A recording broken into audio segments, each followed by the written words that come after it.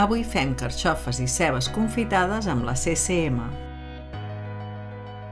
Ja és temps de carxofes i avui us proposem confitar-les. Tenir carxofes confitades a la nevera ens permet preparar molts plats en un moment i veureu que no tenen cap secret i que són fàcils de fer. Hem posat oli en una olla amb el foc ben baix. Tallem les carxofes i les anem posant dins l'oli. Si ho fem així no cal posar-les amb aigua amb llimona o julivert perquè no els donem temps a que es posin fosques. Depenent de la quantitat de carxofes que fem servir, potser haurem d'afegir més oli. Hem de tenir en compte que han de quedar cobertes. Nosaltres hem posat 7 carxofes mitjanes i no ha arribat a mig litre d'oli. Trigarem l'estona que estiguem en tallar les carxofes i que l'oli arrenqui el bull. Tapem, netegem l'olla i la introduïm dins la CCM.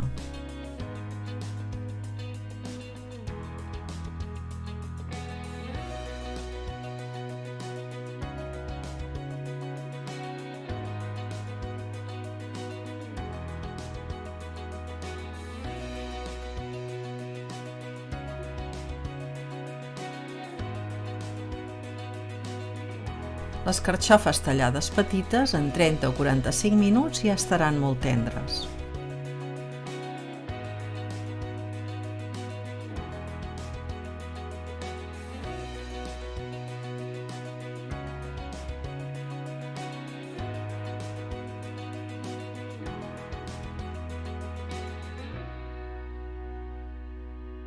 Les traiem amb una escumadora perquè veieu com han quedat, però ara les posarem en un escorredor per separar millor l'oli.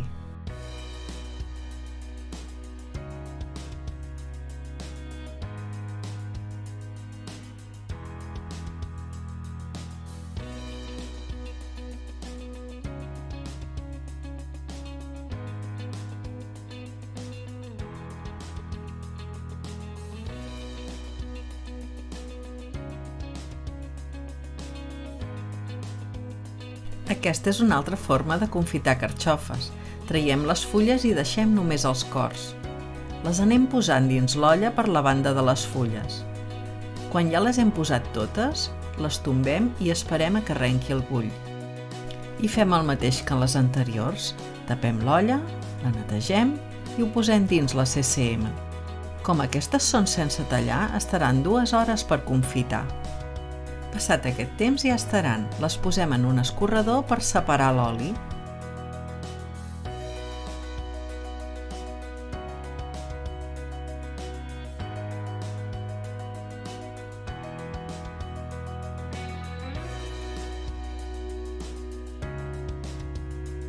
Hem d'anar amb compte que són molt calentes. Depenent del temps que les deixem fregir abans de posar-les dins la CCM, seran més torrades de fora i el confitat les haurà deixat ben toves de dins. Els cors de les carxofes són molt vistosos i macos com a acompanyament d'un plat, però també les podem tallar d'altres formes, com veieu.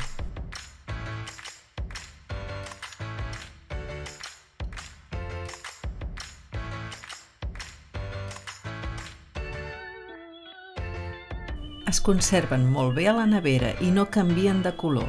La sal la podem posar quan posem les carxofes a l'olla o la podem posar quan les traiem.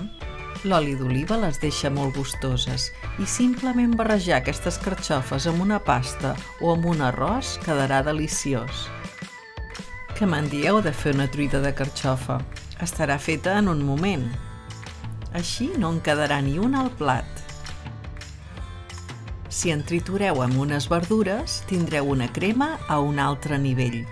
Ja que estem posats a confitar, tenir ceba preparada per fer un sofregit ràpid és molt pràctic. Posem oli d'oliva i de gira-sol en una olla. Ho fem barrejat perquè encara que sempre aprofitem els olis de confitar, que són molt aromàtics, el preu de l'oli d'oliva és molt alt i així ho abaratim una mica i també queda molt bo. Tallem la ceba i l'anem posant dins l'oli.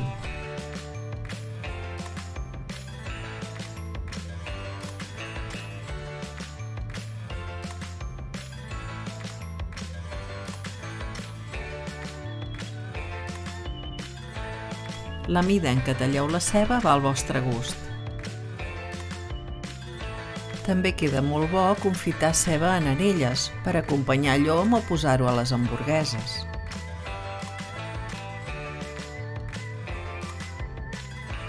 Si veiem que en falta, n'hi afegim perquè quedi ben coberta. Hem d'esperar que la ceba agafi també temperatura. Sempre que traiem la tapa, retirarem les gotes formades pel vapor d'aigua, que no ens interessa que ens vagin a dins.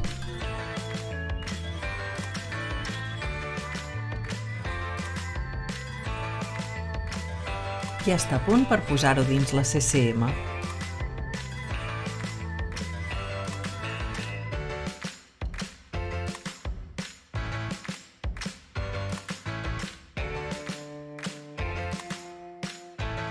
En menys d'una hora estarà a punt, però si ho deixes més no passaria res.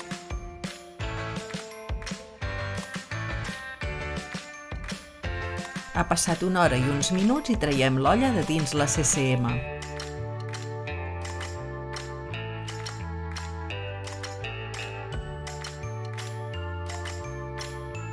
Separem la ceba de l'oli amb un escorredor i la deixarem refredar. La posem dins d'una bossa apta per congelar.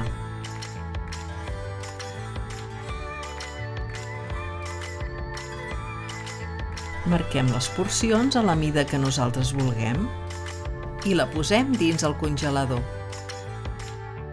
I així ens quedarà la ceba. Amb aquest sistema serà més fàcil i ràpid fer un sofregit.